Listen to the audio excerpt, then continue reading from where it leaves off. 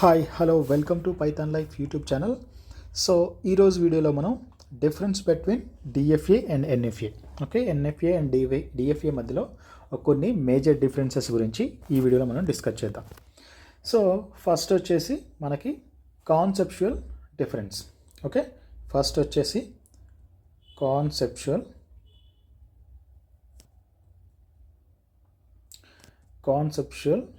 Difference.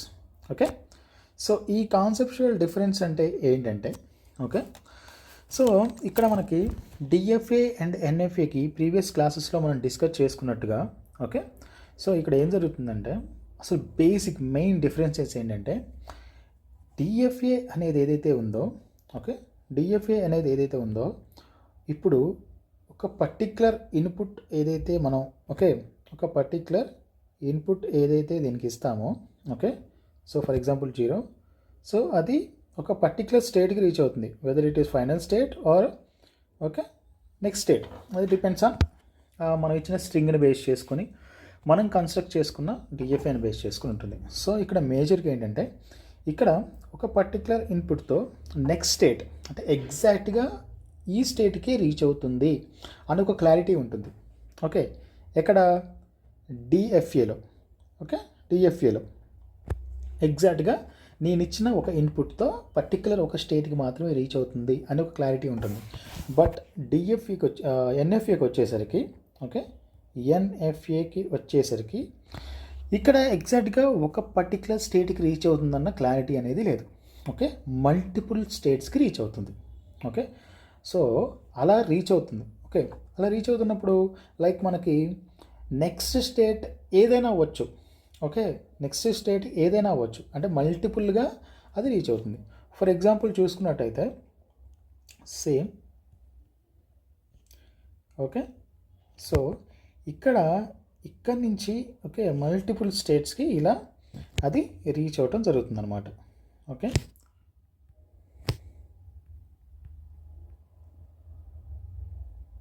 So ఇలా మల్టిపుల్గా అది reach అవుతుంది. సో ఇక్కడ ఇంకో థింగ్ ఏంటంటే ఎప్సిలాన్ మూవ్స్ కూడా ఉంటాయి. ఎప్సిలాన్ మూవ్స్ అంటే ఏంటి? ఎప్సిలాన్ అంటే ఒక ఎంప్టీ స్ట్రింగ్. ఎప్సిలాన్ అంటే ఒక ఎంప్టీ స్ట్రింగ్ అనమాట. అంటే అక్కడ ఎలాంటి ఇన్పుట్ అనేది ఉండదు, ఎలాంటి ఆల్ఫాబెట్స్ అనేవి అందులో ఉండవు. సో అదొక ఫ్రీ మూవ్ అనమాట. రైట్. ఇక్కడ వచ్చేసరికి ఎప్సిలాన్ మూవ్స్ అనేవి ఉండవు. ఇక్కడ ఎప్సిలాన్ మూవ్స్ అనేవి ఉంటాయి. సో ఇది వచ్చేసి కాన్సెప్చువల్ డిఫరెన్స్. ఇంకోటి వచ్చేసరికి ట్రాన్సిషన్ డిఫరెన్స్ ఏంటంటే నెక్స్ట్ థింగ్ ఏంటంటే ట్రాన్సిషనల్ లేదా formal difference or transition difference ఏదైనా రాసుకోవచ్చు. సో ఇక్కడ ఈ డిఫరెన్స్ ఏంటంటే జనరల్గా మనకి ఫార్మల్ డెఫినేషన్ అనేది ఉంటుంది, రెండింటికి ఉంటుంది.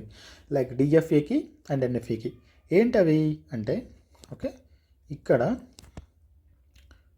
క్యూ దాని తర్వాత సిగ్మా దాని తర్వాత క్యూ నాట్ దాని తర్వాత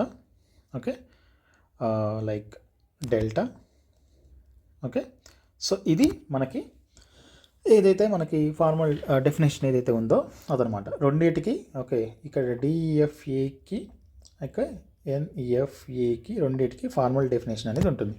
బట్ ఈ రెండింటికి మధ్యలో డిఫరెన్స్ ఎక్కడ వస్తుంది అంటే ట్రాన్సిషన్.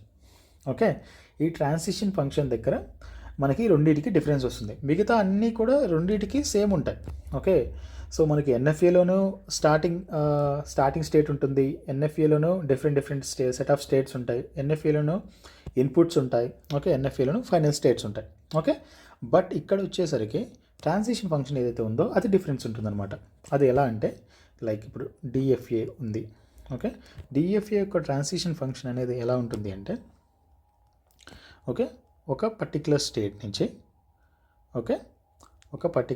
నుంచి దానికి ఒక ఇన్పుట్ అనేది ఇచ్చినప్పుడు ఇది సెట్ ఆఫ్ ఇన్పుట్సే కదా.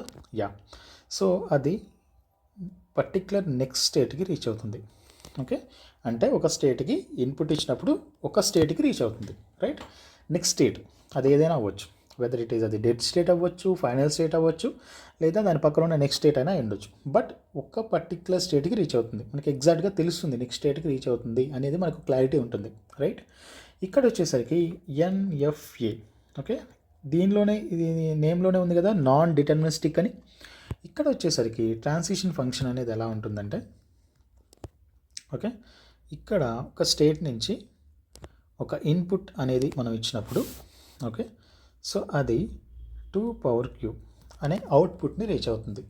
2^q అనే అవుట్పుట్ని రీచ్ అవ్వడం అంటే ఏంటి, ఓకే, ఇక్కడ ఫర్ ఎగ్జాంపుల్ ఒక 3 స్టేట్స్ అనేవి ఉన్నాయనుకోండి for example, okay, like okay, so 3 states like ABC ఉన్నాయనుకోండి. సో ఇక్కడ 2^q అంటే ఇక్కడ ఏమైనా రాసుకోవచ్చు 1 2 3 కదా, 2^3. అప్పుడు ఎన్ని మొత్తం, ఓకే, ఎన్ని వస్తాయి, 8 వస్తాయి, రైట్. అప్పుడు మనం దీన్ని ఎలా రాసుకోవచ్చు, లైక్ ఏ ఒక స్టేట్గా, బిసి, ఓకే, తర్వాత ఏబి, ఓకే, దాని తర్వాత ఏసి, తర్వాత బీసీ, ఓకే, దాని తర్వాత ఏబిసి, ఓకే, దాని తర్వాత ఓకే. సో ఇలా మనం దీన్ని రాసుకోవచ్చు అనమాట, ఓకే.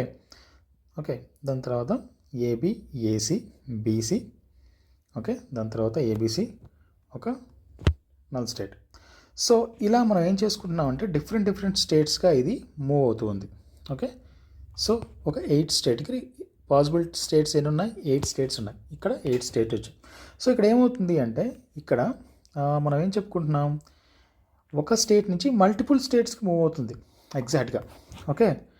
మనకున్న ఏదైతే ఇన్పుట్తో, ఓకే, ఇక్కడ మల్టిపుల్ స్టేట్కి రీచ్ అవుతుంది కాబట్టి 2^q అనేది ఇక్కడ మనం ట్రాన్సిషన్ ఫంక్షన్లో చూసుకున్నాం. ఇది ఒక మేజర్ ఫార్మల్ డిఫరెన్స్ అనమాట, ఓకే. నెక్స్ట్ వచ్చేసి ఇందులోనే డిఎఫ్ఏకి, ఓకే, డిఎఫ్ఏకి సో ఎప్సిలాన్ మూవ్స్ అనేవి ఉండవు. ఆల్రెడీ ఇందాకనే మనం డిస్కస్ చేసుకున్నాం కదా, ఓకే, ఎప్సిలాన్ మూవ్స్ అనేవి ఉండవు.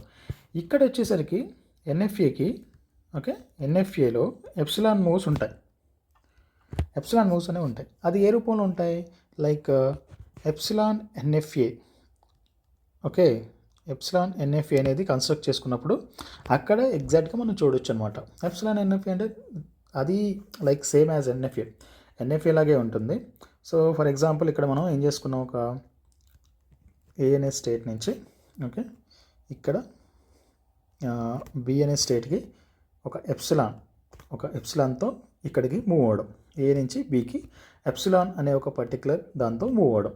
ఇక్కడ ఎలాంటి ఇన్పుట్ లేదు కాబట్టి, ఓకే, ఇప్పుడు ఇది ఎలాంటి రీడ్ ఉండదు. ఇప్పుడు ఫర్ ఎగ్జాంపుల్ నేను ఇక్కడ చూసుకున్నట్టయితే ఇక్కడ ఏ నుంచి బీకి, ఓకే, ఇక్కడ మనం ఏం చేస్తున్నాం, ఏ నుంచి బీకి ఒక పర్టికులర్ ఇన్పుట్ ఇచ్చినప్పుడు అక్కడ ఈ ఇన్పుట్ని రీడ్ చేస్తుంది ఏ అనేది, ఓకే. ఏ అనేది పర్టికులర్ ఇన్పుట్ని రీడ్ చేసి అది నెక్స్ట్ స్టేట్కి పంపిస్తుంది. అది బేస్డ్ ఆన్ దాని యొక్క కండిషన్ బేస్ చేసుకొని మనం ఏదైతే స్ట్రింగ్ ఇచ్చామో ఆ పర్టికులర్ ఏదైతే మనం కన్స్ట్రక్ట్ చేసిన మిషన్ యొక్క ఇన్స్ట్రక్షన్స్ ఏమి ఇచ్చామో దాన్ని బేస్ చేసుకొని ఈ ఇన్పుట్ని రీడ్ చేస్తుంది. ఇక్కడ రీడ్కి ఇక్కడ స్కోప్ ఉంది. ఇక్కడ ఎలాంటి రీడ్ చేయదనమాట. ఏ అనేది డైరెక్ట్ బీకి అది జంప్ అయిపోతుంది, ఓకే. అంటే ఇక్కడ జంప్ అయిపోతుందంటే మీనింగ్ ఏంటి, ఇక్కడ ఎలాంటి ఇక్కడ ఇన్పుట్ అనేది మనం ఇవ్వలేదు, జస్ట్ ఎప్సిలాన్ ఇచ్చాం. ఎప్సిలాన్ అంటే ఎంటీ మూవ్, అక్కడ రీడ్ చేయడానికి ఏమీ లేదు, అప్పుడు డైరెక్ట్ ఇక్కడ బీకి జంప్ అవుతుంది. సో ఈ ఫెసిలిటీ అనేది ఇక్కడ ఎప్సిలాన్ ఎన్ఎఫ్ఏ దాంట్లో ఉంటుందన్నమాట, ఓకే. సో దీని గురించి మనం ఆల్రెడీ ప్రీవియస్గా ఒక వీడియో చేసాం, ఓకే. అలాగే ఎప్సిలాన్ ఎన్ఎఫ్ఏ నుంచి నార్మల్ ఎన్ఎఫ్ఏకి, అలాగే ఎప్సిలాన్ ఎన్ఎఫ్ఏ నుంచి డిఎఫ్ఏకి మనం కన్వర్షన్ కూడా ఎలా చేసుకున్నామో కూడా ప్రీవియస్ క్లాస్లో ఎక్స్ప్లెయిన్ చేసాం, ఒకసారి చూడండి. సో మళ్ళీ ఈ వీడియోలోకి వచ్చినట్టయితే, సో నెక్స్ట్ ఇంకేంటంటే behaviour on input, okay. So ఇప్పుడే డిస్కస్ చేసుకున్నాం ఏంటది behaviour on input, okay. Input ఇచ్చినప్పుడు ఎలాంటి బిహేవియర్ అనేది ఉంటుంది, ఓకే. సో సేమ్ ఇందాక చెప్పుకున్నట్టే ఇక్కడ నెక్స్ట్ వన్ పాత్, ఇక్కడ ఓన్లీ వన్ పాత్ అనమాట, ఓకే. ఇన్పుట్ అనేది డిఎఫ్ఏలో, ఓకే, ఒక ఇన్పుట్తో ఒక ట్రాన్సిషన్ ఒక పర్టికులర్ నెక్స్ట్ స్టేట్కి రీచ్ అవుతున్నప్పుడు ఓకే, అది ఎలా ఉంటుందంటే ఒక సింగిల్ పాత్లా ఉంటుంది. ఓకే, ఒక సింగిల్ పాత్లా ఉంటుంది అంటే మల్టిపుల్గా అది నెక్స్ట్ స్టేట్కి చేరినప్పుడు అది సింగిల్ పాత్గా అది ఉంటుంది, మనకు కనిపిస్తుంది అనమాట ఈజీగా. ఓకే, అదే ఎన్ఎఫ్ఏలో వచ్చినట్టయితే, ఇక్కడ ఎన్ఎఫ్ఏలో చూసినట్టయితే ఇక్కడ ఎలా ఉంటుంది ఎన్ఎఫ్ఏలో? ఓకే, ఇక్కడ పర్టికులర్ సింగిల్ పాత్ అనేది ఏముండదు. ఓకే, మల్టిపుల్ పాత్స్ ఉంటాయి కాబట్టి ఇప్పుడు ఇక్కడ ఎగ్జాక్ట్గా మనం చెప్పవచ్చు ఆ సింగిల్ పాత్ నుంచే ఒక ఫైనల్ స్టేట్కి అది రీచ్ అవుతుంది జనరల్గా. ఓకే, ఇక్కడ మరి మల్టిపుల్ స్టేట్కి రీచ్ అవుతుంది కదా, మరి ఫైనల్ స్టేట్ని మనం ఎలా ఫైండ్ అవుట్ చేస్తామంటే, ఓకే, ఫైనల్ స్టేట్ని ఎలా ఇండికేట్ చేస్తామంటే ఇక్కడ డిఫరెంట్ స్టేట్కి రీచ్ అయినప్పుడు ఇందులో ఏదో ఒక ఇన్పుట్తో ఒక ఫైనల్ స్టేట్కి అది రీచ్ అవుతుంది. ఓకే, ఇక్కడ ఏదో ఒక ఇన్పుట్తో ఫైనల్ స్టేట్కి రీచ్ అవుతుంది. అప్పుడు మనం ఏం చేస్తాం, ప్యారలల్గా అన్నిటిని చెక్ చేసుకుంటూ వస్తాం. ఫర్ ఎగ్జాంపుల్ ఇది ఫైనల్ స్టేట్ అనుకోండి. ఓకే, ఇది ఫైనల్ స్టేట్ అన్నప్పుడు సో దీన్ని ప్యారలల్గా చెక్ చేసుకుంటూ ఫైనల్ స్టేట్ వచ్చినప్పుడు ఏదైనా ఒక స్టేట్ ఫైనల్ స్టేట్కి రీచ్ అయితే దాన్ని ఫైనల్ స్టేట్గా కన్సిడర్ చేసుకొని అక్కడి నుంచి ఇంకా నెక్స్ట్ స్టేట్ అనేది ఉండకుండా మనం చూస్తున్నట్టయితే దాన్ని మనం ఫైనల్ స్టేట్గా కన్సిడర్ చేసి ఓకే అప్పుడు దాన్ని యాక్సెప్ట్ చేస్తాం. ఓకే, సో ఈ డిఫరెన్స్ ఉంటుందన్నమాట. ఇన్పుట్ అనేది ఇచ్చినప్పుడు లైక్ డిఎఫ్ఏ కానీ ఎన్ఎఫ్ఏ కానీ ఇలా బిహేవ్ చేస్తుంటాయి, రైట్? సో నెక్స్ట్ థింగ్ ఏంటంటే లైక్ డిజైన్ అనేది ఎలా ఉంటుంది. ఓకే, ఇక్కడ మనం క్లియర్గా వాటి యొక్క కన్స్ట్రక్షన్ కూడా చూద్దాం. క్లియర్గా డిజైన్ అనేది ఎలా ఉంటుంది. డిజైన్ అనేది ఆబ్వియస్గా మనం క్లియర్గా చెప్పుకోవచ్చు. ఇంతసేపు డిస్కషన్ చేసాం కాబట్టి మనకు క్లియర్ కట్గా ఒక ఐడియా వస్తుంది. ఏంటిది అది? డిజైన్ అనేది డిఎఫ్ఏకి కన్నా ఎన్ఎఫ్ఏకి ఈజీగా ఉంటుంది కదా. ఎందుకంటే ఇప్పుడు ఫర్ ఎగ్జాంపుల్ చూసుకున్నట్టయితే ఓకే ఇక్కడ ఎగ్జాక్ట్గా ఇది యాక్సెప్ట్ చేసినా చెయ్యకపోయినా ఓకే ఇక్కడ ఏమవుతుంది అంటే ఇక్కడ మల్టిపుల్ స్టేట్స్ పాసిబిలిటీ ఉంది. ఓకే, బట్ ఇక్కడ సింగిల్ స్టేట్ అంటే నెక్స్ట్ ఓన్లీ సింగిల్ స్టేట్కి పాసిబిలిటీ మాత్రమే ఉంది.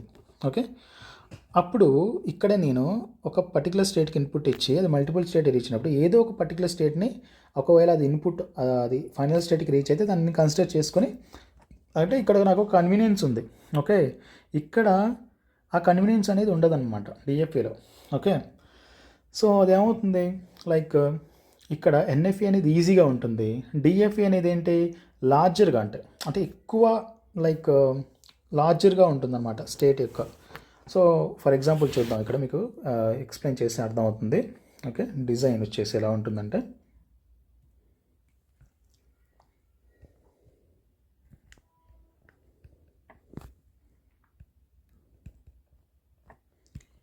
ఓకే డిజైన్ వచ్చేసి ఫర్ ఎగ్జాంపుల్ ఇక్కడ నేను okay first DFA okay DFA చూస్తున్నాను. సో ఇక్కడ A initial state okay P C ఇది ఫైనల్ స్టేట్ అనుకుంటున్నాను. ఓకే, సో ఇక్కడ నేను ఏం చేశాను లైక్ 1,0 అనేది ఇచ్చాను. ఇక్కడ ఫైనల్ స్టేట్కి 1,0 అనేది ఇన్పుట్ ఇచ్చాను. సో ఇప్పుడు ఇలా ఉందన్నమాట ఇది. ఓకే, సో ఇప్పుడు ఇక్కడ దీన్ని కన్స్ట్రక్ట్ చేసుకోవాలి అంటే సో ఇది ఫైనల్ స్టేట్కి రీచ్ అయ్యేంత వరకు ఈ ఇన్పుట్ అనేది ఇచ్చుకుంటూ ఒక స్టేట్ నుంచి ఇంకొక స్టేట్కి ఇంకొక స్టేట్కి అలా అది లైక్ మనం కన్స్ట్రక్ట్ చేసుకుంటూనే వెళ్ళాలి. ఓకే, అంటే మనకి పిక్టోరియల్ రిప్రజెంటేషన్ కోసం చెప్తున్నాను. సో అలా కన్స్ట్రక్ట్ చేసుకుంటూనే వెళ్తే అదేంటి చాలా లార్జర్గా వస్తుంది. ఓకే, సో అదే ఎన్ఎఫ్ఏ వచ్చేసరికి సో ఇప్పుడు ఇక్కడ చూడండి, సో నేను ఇక్కడ 1 అనేది అప్లై చేశాను. ఓకే, 1 అనేది అప్లై చేశాను. దాని తర్వాత బికి చేరింది. బి నుంచి మళ్ళీ 0 అనేది అప్లై చేశాను. ఓకే, అప్పుడు ఏమైంది, అది సికి రీచ్ అయింది. ఓకే, సికి రీచ్ అయినప్పుడు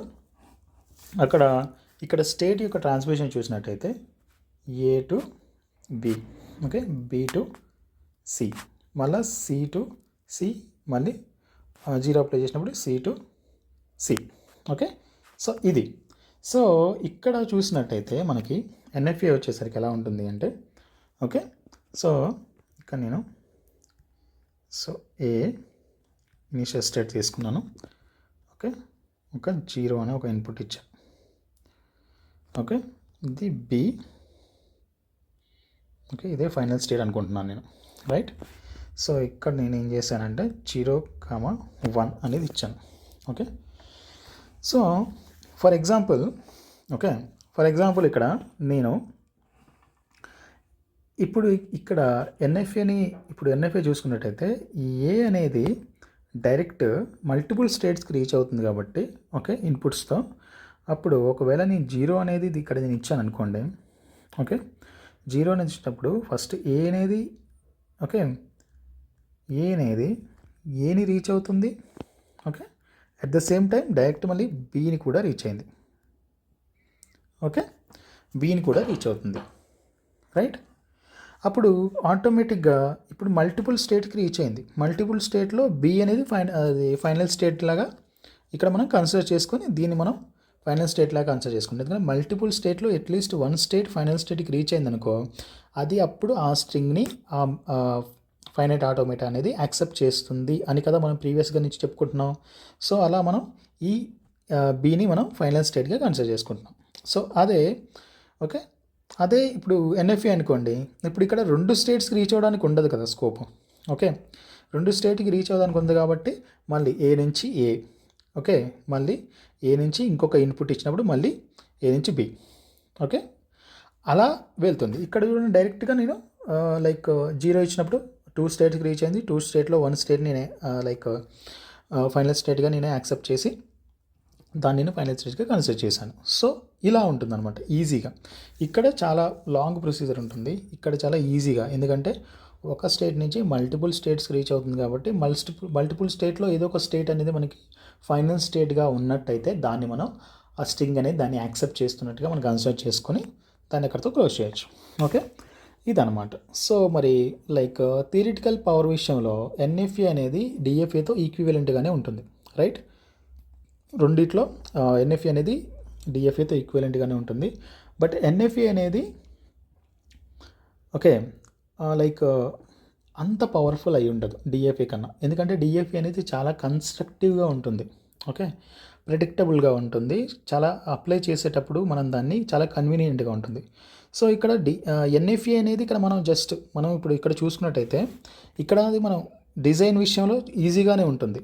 ఓకే, బట్ ప్రాక్టికల్గా అప్లై చేసినప్పుడు మనకి ఇక్కడ డిఎఫ్ఏ అనేది చాలా కన్వీనియంట్గా ఉంటుంది కాబట్టి సో ఎన్ఎఫ్ఏ అనేది అంత పవర్ఫుల్గా ఉండదు డిఎఫ్ఏ కన్నా.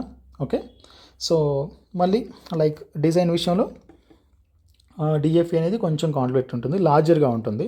ఎన్ఎఫ్ఏ అనేది చాలా ఈజీగా ఉంటుందన్నమాట. సో చూసారు కదా ఈ రెండింటి మధ్య డిఫరెన్స్ అనేది చాలా ఇంపార్టెంట్ అనమాట. సో ఎప్పుడైనా మీకు కాంపిటేటివ్లో కానీ లేదా మనకి డైలీ వేజ్ ఎగ్జామ్లలో కానీ ఎక్కడైనా అడిగితే మనం ఈ పర్టికులర్ డిఫరెన్సెస్ని మెయిన్గా తీసుకొని మనం ఈజీగా చేయొచ్చు అనమాట. ఓకే, చూసారు కదా ఈ వీడియో మీకు ఎలా అనిపించిందో కింద కామెంట్లో తెలియజేయండి. అలాగే ఈ వీడియో మీకు నచ్చితే లైక్ చేయండి.